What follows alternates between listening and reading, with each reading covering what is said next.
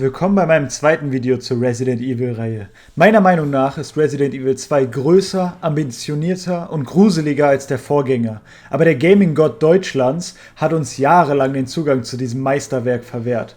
Hierzulande war das Spiel wegen seiner Brutalität jahrelang verboten. Selbst eine zensierte Version wurde in Deutschland verboten. Ich mach mir gleich in die Hose. 2014 wurde das Spiel endlich vom Index genommen. Deswegen habe ich dieses Spiel tatsächlich für dieses Video das allererste Mal gezockt. Vielleicht haben aufgrund des Verbotes auch einige von euch das Spiel nie zocken können oder ihr wollt einfach noch mehr Resident Evil Content. Da seid ihr hier genau richtig, denn ich werde euch die brennende Frage beantworten. Was macht Resident Evil 2 so besonders? Ähnlich wie bei dem Silent Hill und Signalis Video werde ich bei diesem Video Schritt für Schritt die Story mit euch durchgehen und beschreiben, was ich an dem Spiel so besonders finde. Vorher möchte ich aber noch auf die interessante Entwicklung dieses Spiels eingehen. Resident Evil 1 war gerade mal einen Monat draußen, da hat Capcom schon grüne Scheine in den Augen gehabt und die Produktion des zweiten Teils in Auftrag gegeben. Die alte Truppe der Developer war natürlich auch direkt an Bord. Als Produzent war Shinji Mikami auch wieder dabei. Und das, was wir heute als Resident Evil 2 kennen, wurde binnen 2 Jahre ohne Probleme produziert. Würde ich jetzt sagen, wenn das Team nicht mitten in der Entwicklungsphase ganze 40% des Spiels komplett streichen mussten. Die Hauptcharaktere, die Orte, die besucht werden, die Monster, die Waffen und. Das war alles mal komplett anders. Die Entwickler fanden ihre eigene Arbeit allerdings zu 0815 und löschten, wie gesagt, ein fast fertiges Spiel komplett. Dieser Prototyp ist heutzutage als Resident Evil 1.5 bekannt und wurde von Hackern gestohlen und 2013 tatsächlich veröffentlicht. Viele Modder und Hobby-Developer haben das Spiel inzwischen spielbar gemacht, was schon ziemlich cool ist. Die Truppe bei Capcom hat sich aber nochmal zusammengerissen und dann in der Hälfte der Zeit Resident Evil 2 auf die Beine gestellt. Das Spiel war ein richtiger Verkaufsschlager und hat fast 1 Million Kopien mehr verkauft als der Vorgänger, obwohl das Spiel eben in Ländern wie Deutschland verboten wurde. Ich freue mich jetzt einfach richtig darauf, mit euch das Spiel durchzugehen. Wenn ihr mehr Videos in dem Stil sehen wollt, würde ich mich über ein Abo und Like freuen. Folgt mir auch gerne auf Twitter, falls ihr mit mir interagieren möchtet. So, jetzt macht es euch gemütlich, denn wir tauchen wieder in die Welt des Survival Horrors ein. Resident Evil 2. Direkt am Anfang will uns das Spiel schon zeigen, dass es jetzt größer und besser als der Vorgänger ist. Wir werden nicht mit irgendwelchen B-Movie-Schauspielern konfrontiert, sondern mit einer CGI-Cutscene vom Feinsten. Wie auch jemand beim Silent Hill Video kommentiert hat, das war wirklich die Grafik, von der wir damals in-game nur träumen konnten. Ich spiele das Spiel auf einem Emulator, habe aber an der Grafik sonst nichts groß verändert. Ich will hier die authentische 1998er Erfahrung darstellen. Resident Evil 2 wurde wie gesagt in Deutschland verboten, weswegen ich die englische Version spiele. Aber keine Sorge, ich werde so gut wie alles für euch übersetzen. Das Spiel war damals in 2 Discs aufgeteilt, die Leon und Claire Disc hießen. Wie auch beim ersten Teil gibt es unterschiedliche Kampagnen. Eigentlich gibt es sogar 4, aber mehr dazu später. Wir fangen mit der Leon S. Kennedy Kampagne an. Unsere beiden Hauptcharaktere werden direkt in der Anfangssequenz vorgestellt. Zum einen haben wir Claire Redfield, die Schwester von dem Protagonisten und Stars-Mitglied Chris Redfield aus Resident Evil 1. Den männlichen Part übernimmt diesmal Leon S. Kennedy, ein Polizeineuling, der heute eigentlich seinen ersten Tag im Raccoon City Police Department hat. Das ist natürlich dieselbe Polizeistation, die auch das Stars-Sonderkommando aus dem ersten Teil beherbergt. Beide werden nach ihrer Ankunft in der Stadt mit Zombies konfrontiert. Leon rettet Claire den Hintern und beide brechen gemeinsam auf, um zu fliehen. Da Claire in dieser Stadt ihren Bruder sucht, entschließen sich beide zum Polizeirevier aufzubrechen. Das Duo wird aufgrund einer Truck-Explosion getrennt. Und dann werden wir auch schon gnadenlos ins Spiel geschmissen. Kein Tutorial, noch nicht mal Steuerungshinweise, gar nichts. Wir stehen einfach vor dem brennenden Wrack unseres Autos und werden sofort von Zombies angegriffen. Ich meine, die Steuerung ist genau gleich wie auch beim ersten Teil, also Spieler des Vorgängers sollten sich direkt wohlfühlen. Trotzdem ein sehr krasser Umschwung von dem langsamen, düsteren Opening von Resident Evil 1 hin zu dieser Panikattacke. Ich vermute, dieses Fehlen an Tutorial hat auch etwas mit der Spielekultur der 90er Jahre zu tun. Damals war es üblich, mit der Disc des Spiels auch eine kleine Anleitung zu bekommen. So wusste man schon im Vorfeld, wie man das Spiel zocken muss. Dann wurde sich halt eben der Platz für das Tutorial auf der Disc gespart. Da ich ja erst vor kurzem Silent Hill 1 und Resident Evil für diesen Kanal spielte, habe ich mich direkt zurechtgefunden. Nachdem ich die anfängliche Panik überwunden hatte, rettete ich Leon in dem Waffenladen namens Kendo. Wir haben Glück, dass der Ladenbesitzer auch nicht direkt abdrückt, als er uns sieht. Das Glück fehlt aber dem Boy, denn kurz nachdem wir im Laden ankommen, stürmen die Zombies die Fenster und reißen den Ladenbesitzer auseinander. Auch wenn dieser Charakter maximal 2 Sätze mit uns spricht und relativ schnell stirbt, ist dieser Mann namens Kendo relativ wichtig für die Resident Evil-Reihe. Er wird oft in anderen Teilen referenziert, viele Waffen in anderen Spielen wurden von diesem Laden verkauft und im Remake-Spiel von Resident Evil 2 kann man den Typen sogar als Charakter spielen. Leon hastet nach dieser Begegnung weiter durch die Stadt und kämpft sich vor. Ich spiele dieses Spiel natürlich über 20 Jahre nach dem originalen Release, aber ich kann mich gut in die Lage von damals hineinversetzen. Ihr müsst euch vorstellen, im ersten Resident Evil Teil war jeder Raum wichtig. Die Gegner waren spärlich eingesetzt, aber jeder Zombie war wichtig und es wurde mit Bedacht gehandelt. Jetzt ist es beim zweiten Teil direkt so, dass Leon nur auf Achse ist. Wir treffen haufenweise Zombies und irren relativ ziellos von Level zu Level. Ich wusste nicht, welcher Ort jetzt wichtig ist. Wo muss ich Items aufsammeln? Welche Zombies sollte ich erledigen? Die Entwickler wollten damit Panik und Orientierungslosigkeit auslösen und das haben sie meiner Meinung nach auch geschafft. Die Situationen auf dem Weg sind auch gar nicht einfach. Man muss gekonnt an den Zombies vorbei manövrieren und genau darauf achten, wann die Pistole eingesetzt wird, um es zur Polizeistation zu schaffen. Dort angekommen befinden wir uns aber wieder auf bekanntem Grund.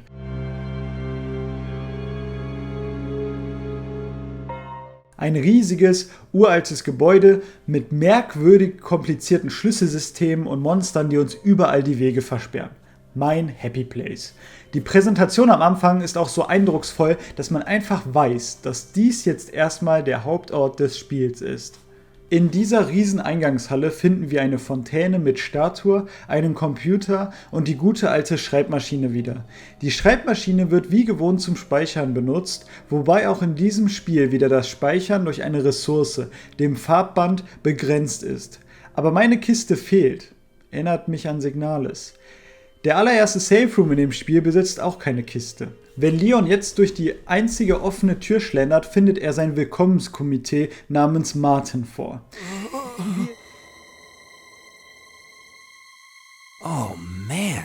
Wie ihr seht, das Voice Acting ist immer noch nicht das Gelbe vom Ei. Gefällt mir hier aber irgendwie um einiges besser als in Silent Hill und dem ersten Resident Evil. Irgendwie habe ich das Gefühl, dass die Voice Actor das Spiel dieses Mal wenigstens ansatzweise ernst genommen haben. Trotzdem, stellt euch einfach mal vor, ihr liegt voller Schmerz im Sterben und der neue Azubi kommt rein und begrüßt euch mit einem Oh man. Mit Hilfe von Martins Keykarte können wir nun einen Großteil der Polizeistation erkunden. Der erste Raum, in den ich mit Leon reinstolpere, zeigt mir auch direkt, dass dieses Spiel nicht zimperlich ist. Hier in diesem Flur befinden sich wahrscheinlich mehr Zombies als in der ganzen Spencer-Menschen. Dazu muss man allerdings sagen, dass wir auch generell mehr Munition finden.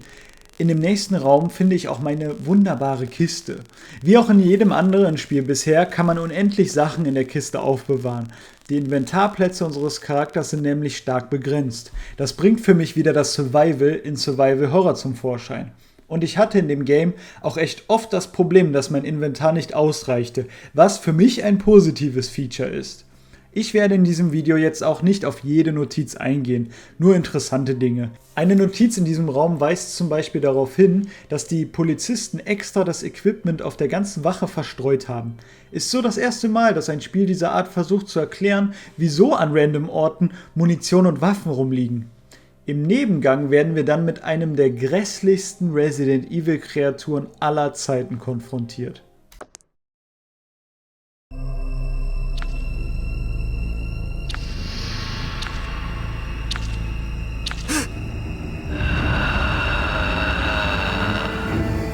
Der niedliche Wauwau hier ist ein Licker, ein sehr legendäres Monster des Resident Evil Franchises. Die neueste Netflix-Serie von Resident Evil hatte das Monster sogar auf dem Cover.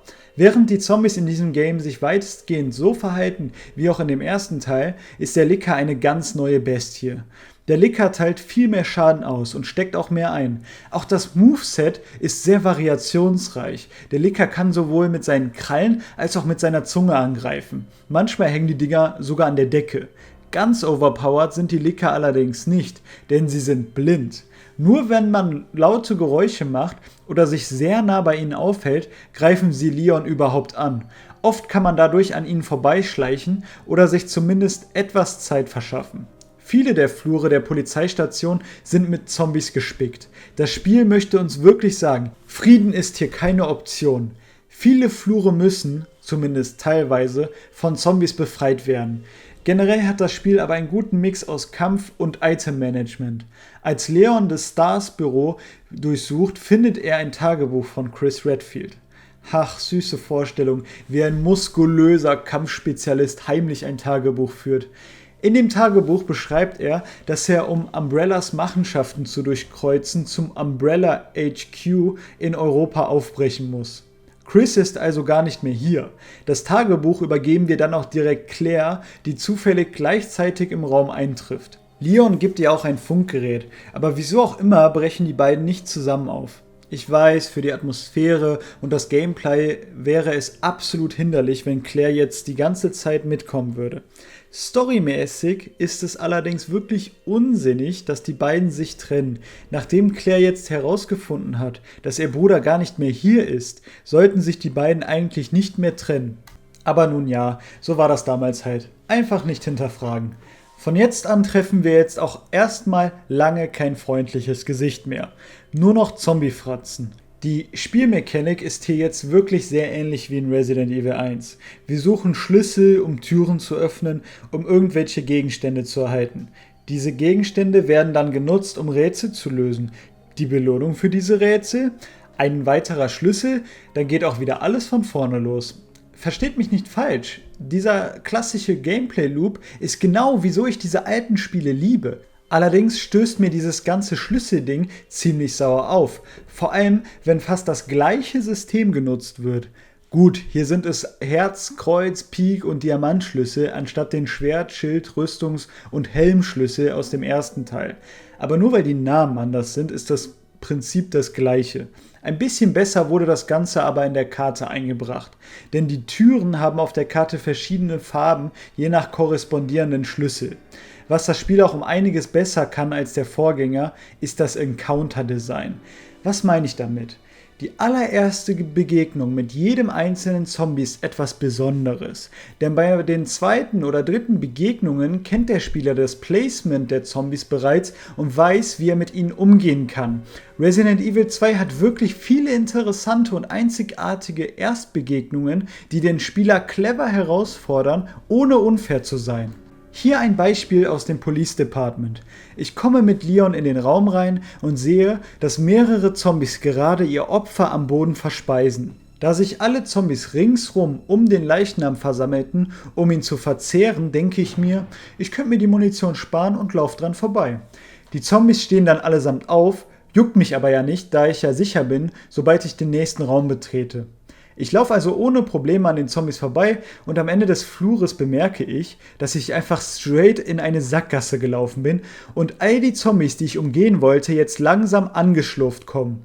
Die Entwickler haben mir auch, fast schon höhnisch, ein bisschen Munition hier gelassen. Genau diese Art von intelligenten Level- und Gegnerdesign macht dieses Spiel für mich besonders. Die Zwickmühle, in die ich gelockt wurde, war in keinster Weise gescriptet.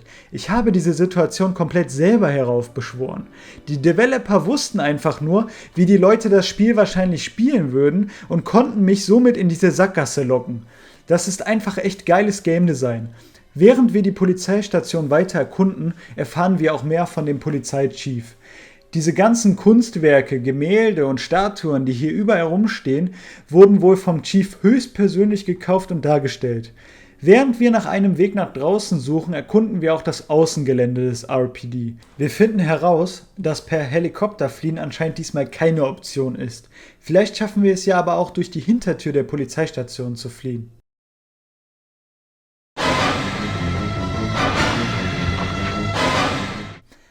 Ich bin ganz ehrlich mit euch, dank der Szene habe ich eine halbe Wasserflasche auf meinem Schoß verteilt. Im gesamten ersten Spiel und bis jetzt, hier im zweiten Teil, wurden während der Türanimation nie Gegner gezeigt und jetzt auf einmal platzen hier Mr. und Mrs. Smith durch die Tür, um mich anzuknabbern?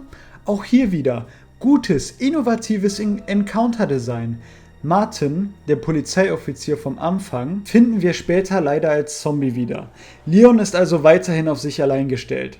Sobald wir allerdings die Parkgarage der Polizeistation betreten, treffen wir eine mysteriöse Person.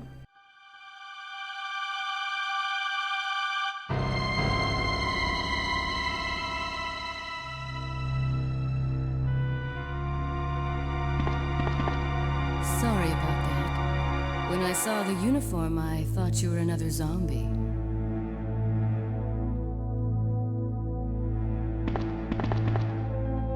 Who are you? Ada Wong. Leon pfeift direkt wie ein Schuljunge nach ihrer Pfeife. Sie sucht einen Reporter namens Ben, der hier eingesperrt wurde. Wieso sie jetzt mitten in einer Zombie-Apokalypse nach Ben sucht, hinterfragt Leon nicht weiter. Als Leon Ben findet, ist er wirklich direkt ein Arschloch zu ihm. Ben, right? Get up, now! Es ist mir auch wirklich nicht bekannt, wieso Leon ein Arsch zu Ben ist.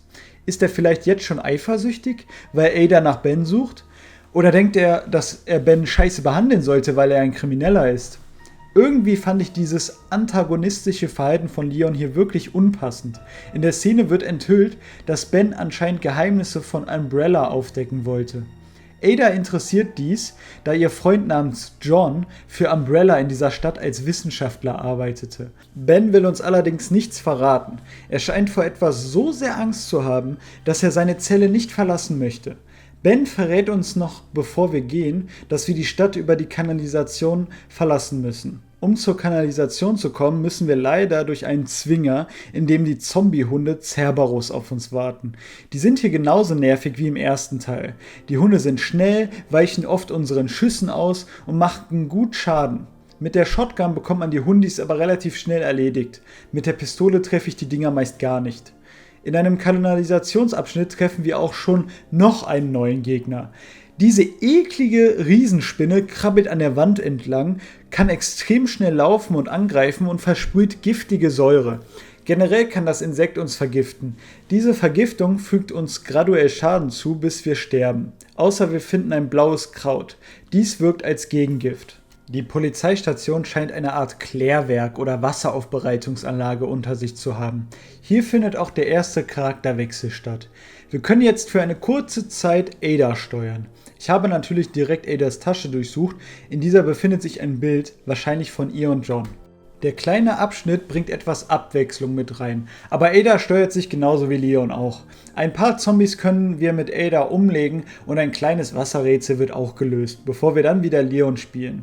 Um durch die Kanalisation fliehen zu können, muss Leon 4 verschiedene Stecker in eine Paneele stecken. Die Dinger haben wir in der ganzen Polizeistation verteilt gefunden. Das Spiel geht also auf Nummer sicher, dass wir alles durchsucht haben, bevor wir die Station verlassen können. Die Stecker an sich sind nach Schachfiguren designt. Dazu gibt es auch eine ganz interessante Backstory. Der Typ, der die Kläranlage betreut, war ein Schachnerd und hat die Stecker deswegen so konzipiert. Dieser Typ war wohl auch eine der ersten Zombies hier. Das erfahren wir von einem Tagebuch eines Wachmanns. Bevor wir abhauen können, bekommen wir aber noch mit, dass Ben, der Reporter, von irgendeinem größeren Zombie-Vieh ermordet wird. Ben hatte die ganze Zeit die Vermutung, dass er gejagt wird. Er hatte wohl recht. Von Ben bekommen wir auch noch E-Mail-Verläufe, die aufzeigen, dass Chief Irons von der Polizeiwache mit William Birkin, einem Wissenschaftler von Umbrella, unter einer Decke steckte. In den Mails spricht Birkin von den G-Virus, eine Weiterentwicklung des T-Virus aus dem ersten Teil. Er fühlte sich anscheinend von Umbrella selbst verfolgt und wollte, dass Chief Irons jede Art von Spionageversuche von außen unterbindet. Mit Geld bestochen hat er ihn auch. Jetzt wissen wir also, wie sich Irons all diese Gemälde leisten konnte. Wollen wir abhauen, wartet das Krabbelvieh, was aus Ben rausgesprungen kam, auch schon vor dem Ausgang auf uns. Das Bossdesign ist schön ekelhaft. Die Macher haben echt alles aus der PS1 rauskitzeln wollen. Das Monster ist so blob, vierbeinermäßig unterwegs und hat ein ekliges Auge, das auf der Seite zu sehen ist. Die Kreatur an sich bewegt sich nur langsam und schleppend auf uns zu, während es lauter kleiner Viecher auf uns loslässt. Sehe ich das so etwa richtig? Kein 0815-Boss, den ich einfach nur mit Blei vollpumpen muss? Bitte Resident Evil 2, mach weiter so. Nachdem wir den Boss besiegen, treffen wir Ada, die sich uns jetzt anschließt. Sie läuft jetzt wirklich ein bisschen mit uns rum, nicht nur in diesem einen Bereich. Ziemlich fortgeschritten für ein Spiel dieser Art. Durch Notizen in einem Kontrollraum der Kanalisation erfahren wir, dass auch hier Umbrella in irgendeiner Art ihre Finger im Spiel haben. Umbrella gehört nicht nur der Arsch von Chief Irons, sondern auch die gesamte Kanalisation von Raccoon City. Wir können leider nicht lange im Doppelpark rumlaufen, denn Leon rettet Ada von den Schüssen einer mysteriösen Frau im Kittel. Jetzt können wir wieder Ada übernehmen und spielen. Ey, überraschend, wie oft der Charakter hier gewechselt wird. Gut, lange hält dies nicht an, denn wir werden recht schnell von der mysteriösen Frau gestellt. Die Frau erinnert sich an den Namen von Ada, denn ihr Freund hat anscheinend ihren Namen als Passwort benutzt. Ada Wong. I've heard that name before. Now I remember. One of the men from Chicago who came to assist the T-Virus research used his girlfriend's name as his password. Wow, der Boy ist Teil eines Top-Secret-Forschungsprojektes und sein Passwort ist echt Ada? Hat der Mann noch nie von Password Security gehört? Wie lange würde es wohl dauern, das Passwort zu knacken? Aha, unter einer fucking Sekunde. Sehr gut gemacht, John. Die Frau erzählt Ada, dass ihr Freund schon längst gestorben ist. Anstatt dass die Frau im Kittel Ada einfach erschießt, erzählt sie ihr nun alles über ihren geliebten G-Virus. Der G-Virus ist laut ihr 1000-mal besser als der läppsche T-Virus. Außerdem ist sie Annette Birkin, die Frau von William Birkin. Es wird auch enthüllt, dass dieses Monster, das in der Polizeistation Ben tötete und diese kleinen Viecher produzierte, ihr infizierter Mann William ist. Der ganze Zombie-Ausbruch ist außerdem wieder Umbrellas Schuld, denn Umbrella versuchte von William den G-Virus zu klauen.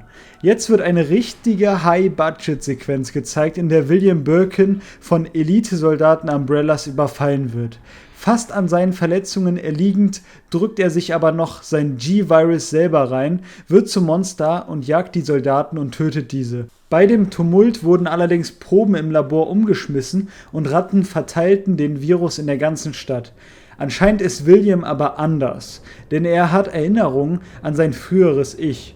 William, aber auch die anderen Zombies, haben die Möglichkeit, andere mit Embryonen zu infizieren. Aber gut, dass Zombies infektiös sind, wussten wir. Ada wäre nicht Ada, wenn sie Annette nicht easy überwältigen würde. Jetzt spielen wir wieder Leon, der durch einen kleinen Powernap einfach die Schusswunde in der Brust weggeschlafen hat. Naja, Zeit heilt ja bekanntlich alle Wunden. Sobald wir Ada finden, werden wir von einem kleinen Reptil begrüßt. Naja, ob es jetzt die falsch entsorgten Feuchttücher oder der G-Virus ist, die Zeit im Abwasser der Stadt hat das Kroko ziemlich wütend gemacht und der nächste Bossfight beginnt. Obwohl Bossfight hier wirklich schon übertrieben ist. Der Kampf ist eher so eine Art Gimmick. Wir müssen lediglich warten, bis das Kroko den Kanister hier zwischen die Zähne bekommt und danach ziehen wir wieder mit Ada los und diesmal sind wir ein echtes Duo. Ada kommt eine richtig lange Zeit mit und schießt sogar auf die Gegner. Sie folgt uns, bis wir in den Geheimgang der Abwasserkanäle öffnen. Und Geheimgang möchte ich hier mit den größten Anführungszeichen ever schreiben. Denn wer versteckt bitte einen Geheimgang für ein milliardenschweres Zombie-Forschungslabor hinter einem Wasserfall? Also ich muss sagen, dafür, dass hier weltenvernichtende Technologie erforscht wird, sind die Sicherheitsvorkehrungen hier nicht so hoch wie auf dem fucking Sunnyfair Bahnhofstoiletten. Am anderen Ende der Tür erwartet uns ein Skytrain, der uns tiefer in den Untergrund bringt. Das Design ist schon nice. Allein die Vorstellung, dass unter der Stadt ein riesen Viruslabor samt Skytrain und allem drum und dran ist, hat irgendwas an sich. Im Skytrain wartet ein weiterer Bosskampf auf uns. Dies ist aber auch wieder nur ein Gimmick. Wir schießen einfach auf die greifenden Arme, bis der Gegner keinen Bock mehr hat. Ada hilft uns sogar ein bisschen. Danach kämpfen wir uns mit Ada zusammen noch durch ein paar Gänge, bevor wir mittels einer Plattform noch tiefer in den Untergrund abtauchen können. Auf dem Weg nach unten wird unser Vehikel allerdings von dem Monster, das ehemals, glaube ich mal, William Birkin war, angegriffen. Ach, der Kampf ist endlich mal wieder kein Gimmick.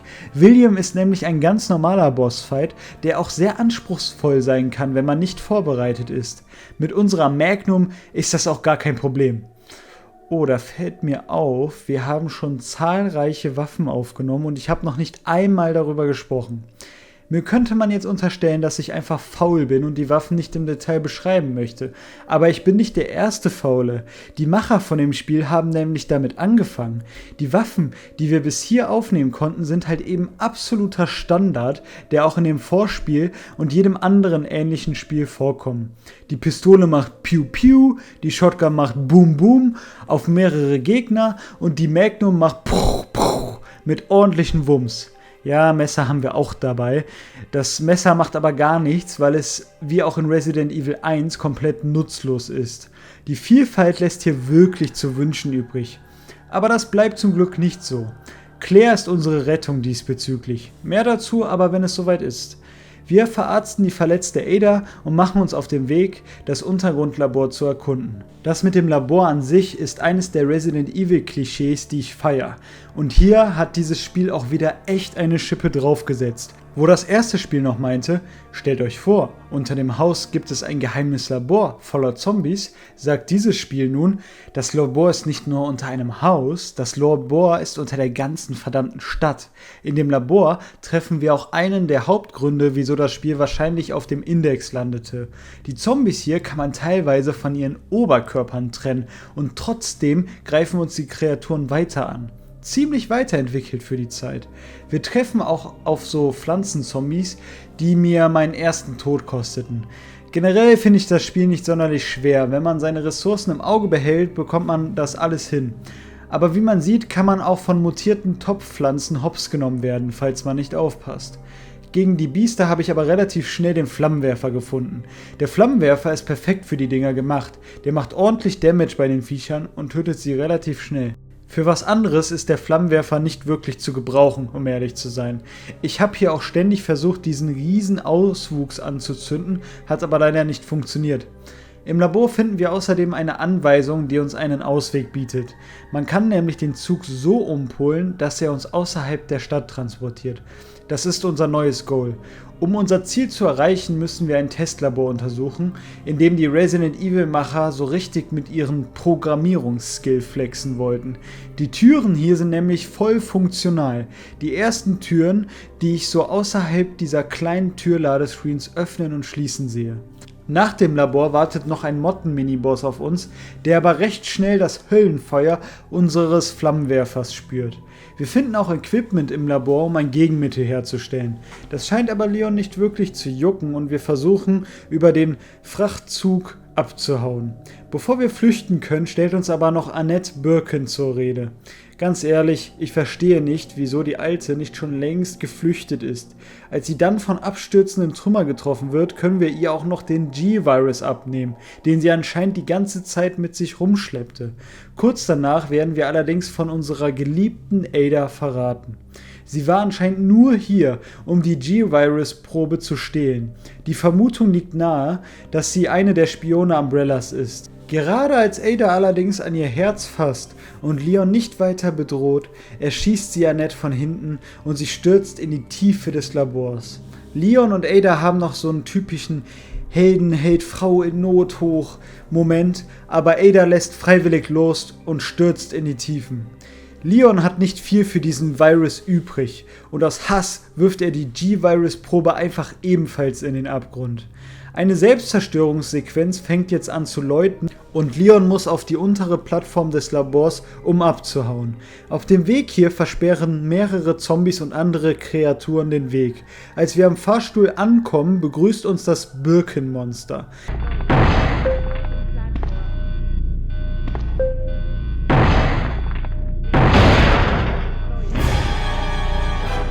Ich hätte für diesen Fight übrigens keinerlei Vorbereitung. Die letzte Box mit Items ist schon eine Weile her. Zum Glück hatte ich zufällig meine Shotgun mit dick Munition dabei. Der Kampf hat 2 Phasen. Die erste Phase ist identisch zu dem Fight bei der Bahn. Die zweite Phase ist interessanter, denn er entwickelt sich zu einem vierbeinigen Tiermonster. In dieser Phase ist das Vieh schneller, teilt mehr aus und springt einfach weg, wenn man es gerade gut anschießen will. Mit dem Boss aus dem Weg geräumt, kann Leon jetzt seine Flucht endlich starten. Claire, die anscheinend auch hier irgendwo war, wollte schon ohne Leon los. Er schafft es aber noch aufzuspringen. Ein kleines Girl, was wir theoretisch absolut nicht kennen sollten, begrüßt uns herzlich. Ich als alter Resident Evil Nerd weiß natürlich, dass das Sherry ist. Aber eigentlich sind die beiden sich bis jetzt nicht einmal über den Weg gelaufen. Naja, auch egal, denn wir fahren jetzt einfach mit den beiden in den Sonnenuntergang. Wir als PS1-Spieler haben jetzt aber noch die zweite Disc hier rumliegen, auf der Claires Name steht. Das Spiel lässt uns auch wissen, dass es sich jetzt lohnt, Claire zu spielen. Hier kommt das, was ich am Anfang erwähnt habe, ins Spiel. Denn Resident Evil 2 hat prinzipiell 4 verschiedene Kampagnen. Leon A und B sowie Claire A und B. Die Buchstaben zeigen an, in welcher Reihenfolge das Spiel gespielt wurde. Spielt man als erstes Leon zum Beispiel, heißt die Kampagne Leon A. Spielt man jetzt Claire B, spielt man die Claire, die wir in der Leon A-Kampagne sehen. Wir erleben dann mit Claire quasi das, was Claire alles gemacht hat, während Leon nicht dabei war. Die B-Kampagnen sind alle jeweils viel kürzer, decken aber meist wichtige Story-Elemente auf. Das wahre Ende des Spiels kann man außerdem erst sehen, sobald man beide Kampagnen, also A und B, einmal durchspielte. Ich liebe es, wenn ein Spiel so viel Content bietet. Das Prinzip an sich ist auch echt cool. In den B-Kampagnen spielt man dann ja in der Theorie ein komplett anderes Spiel mit anderen Orten, denn Claire kann ja zum Beispiel nicht in den gleichen Räumen in der Polizeistation sein wie Leon. Das ist aber leider nicht der Fall. Das Gameplay und die Levels sind fast exakt das gleiche. Man muss dieselben Rätsel lösen, die gleichen Schlüssel finden, um Türen zu öffnen, und die Story-Reihenfolge ist auch die gleiche. Also erst die Straßen von Raccoon City, dann Polizeistation, dann Kanalisation und zum Schluss das Labor. Wirklich verschenktes Potenzial meines Erachtens. Einige bemerkenswerte Besonderheiten hat die B-Kampagne von Claire allerdings. Das möchte ich euch nicht vorenthalten. Man läuft mit Claire einen ganz anderen Weg zur Polizeistation. Fun Fact: Das ist hier übrigens die Tür, durch die Leon beim ersten Durchlauf angegriffen wurde. Bevor wir das Department betreten können, sehen wir auch noch, wie damals der Helikopter dort crashen konnte.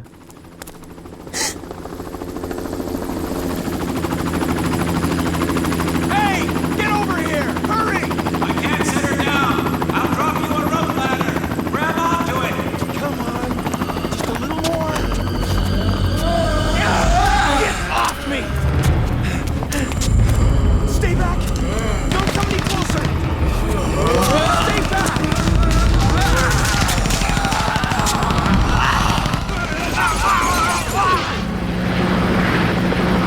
Der Vollidiot hier hat einfach seinen Kameraden mitgenommen. Das Polizeidepartement ist diesmal viel gespickter mit Zombies. Das Spiel geht wahrscheinlich auch einfach davon aus, dass man jetzt mehr Erfahrung hat und die Action braucht. Das Spiel equipt einen auch mit einer besseren Waffenvariation. Genau hier kommen echt interessante Waffen ins Spiel.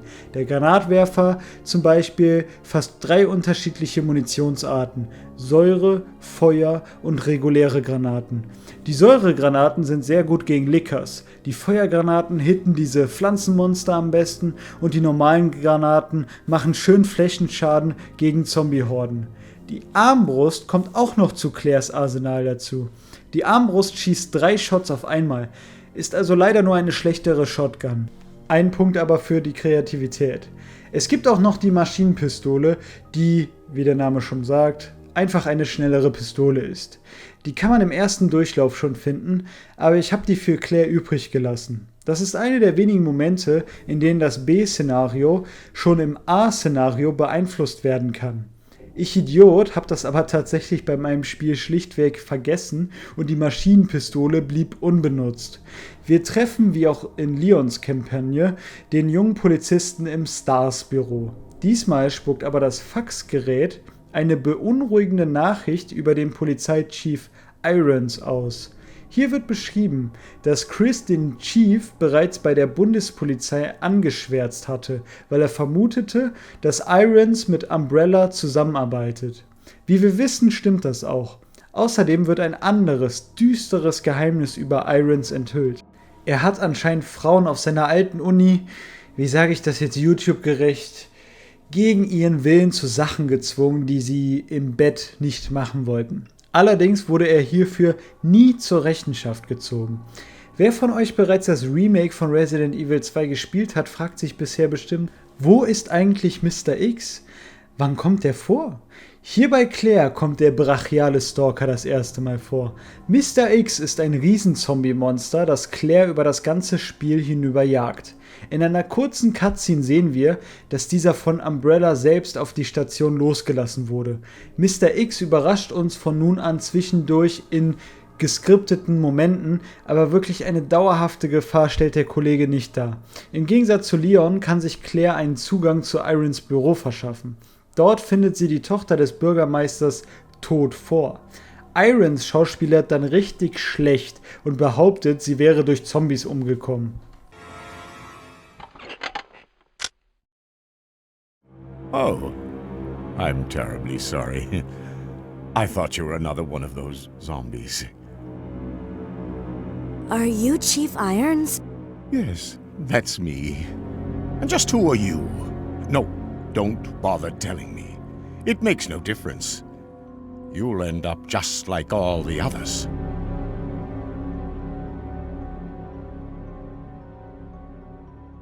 That's the mayor's daughter.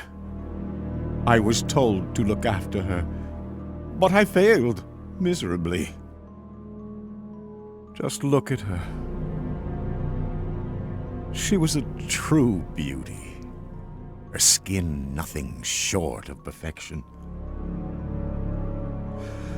But it will soon putrefy and she will turn into a zombie within the hour like all the others.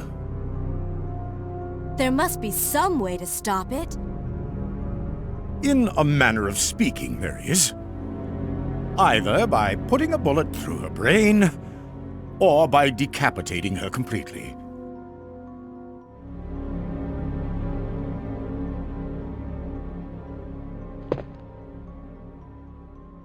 And to think that taxidermy used to be my hobby.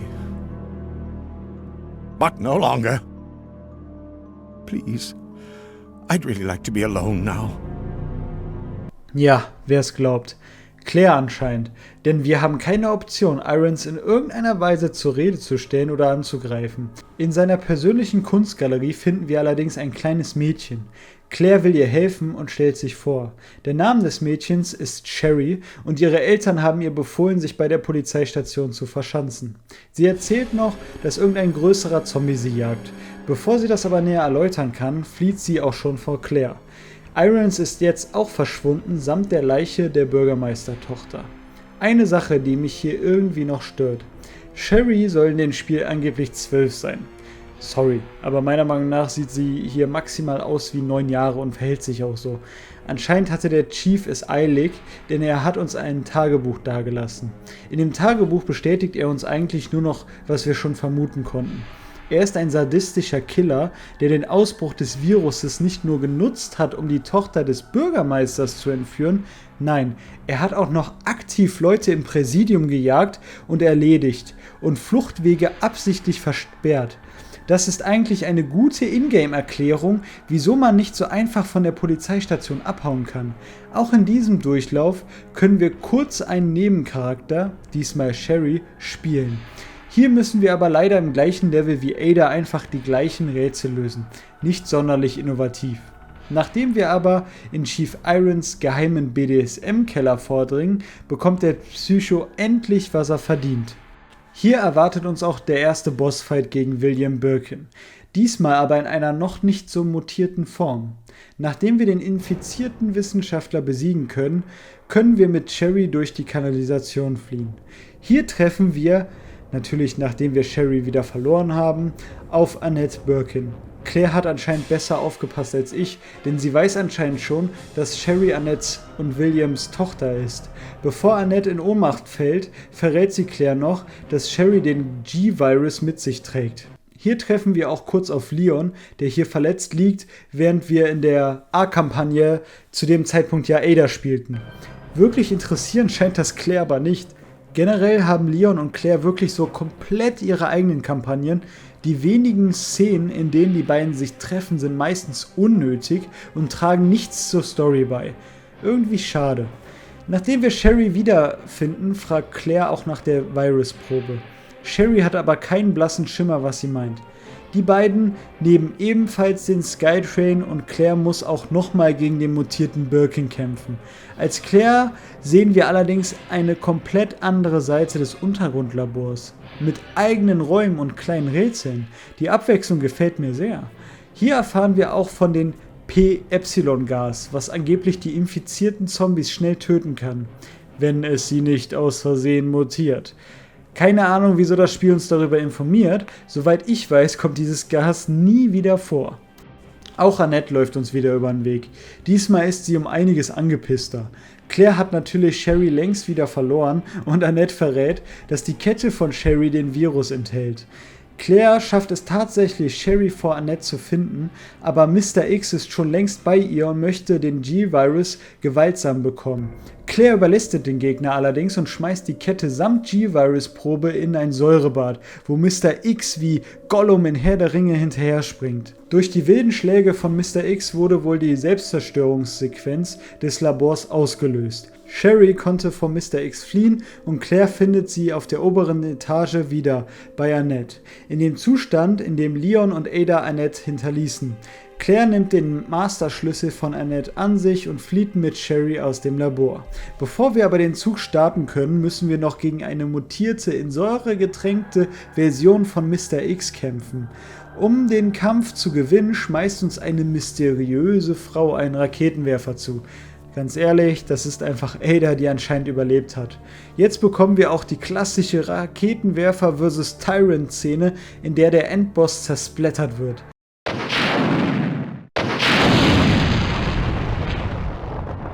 Nachdem dieser Kampf gewonnen wurde, kann Claire den Zug mit Sherry starten.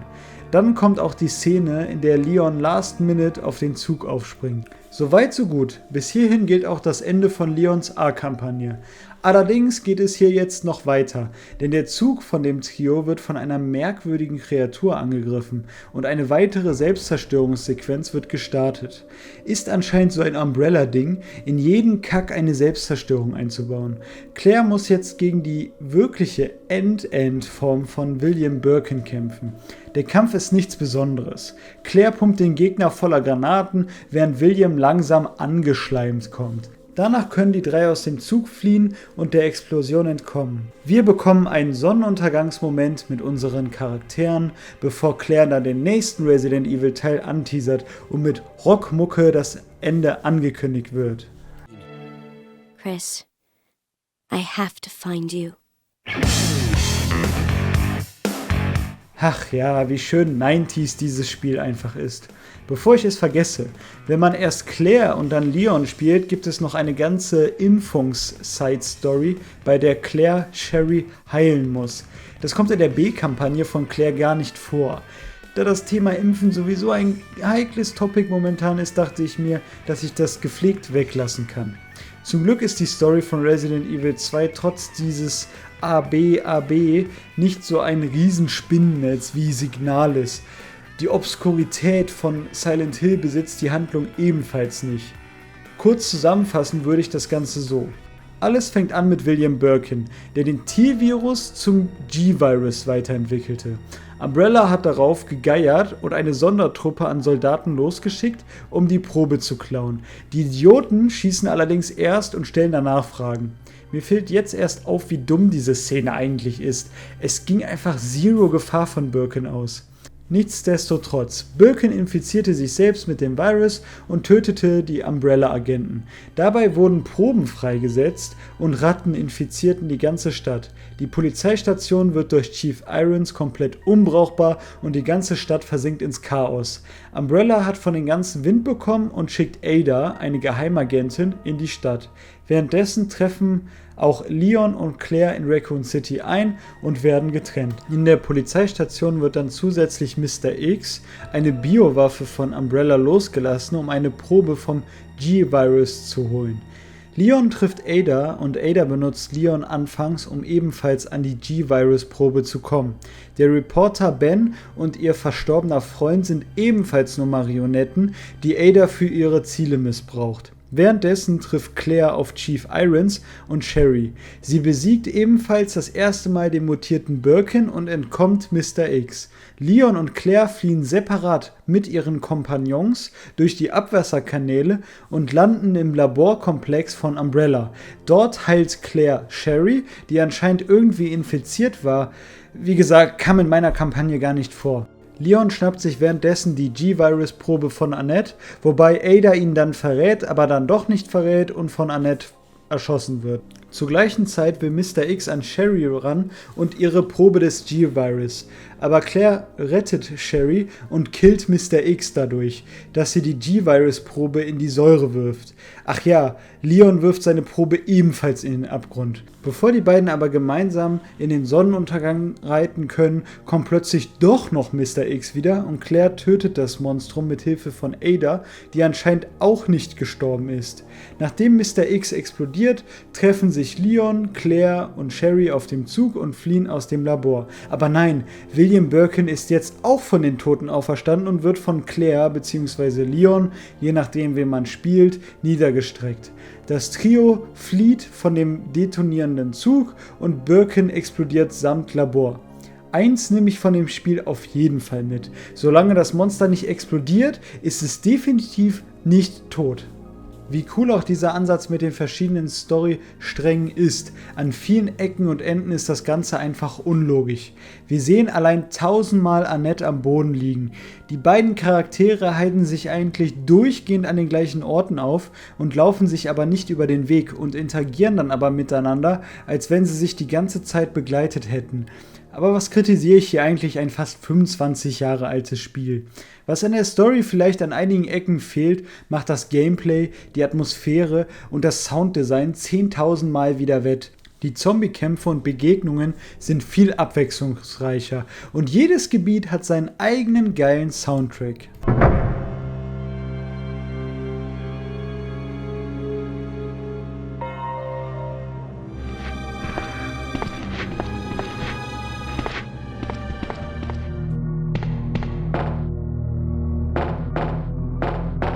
Das Spiel ist auch so gruselig, ich habe mir an einigen Stellen echt fast in die Hose gemacht. Das schaffen nicht viele Spiele. Resident Evil 2 ist außerdem wirklich vollgepackt mit Content.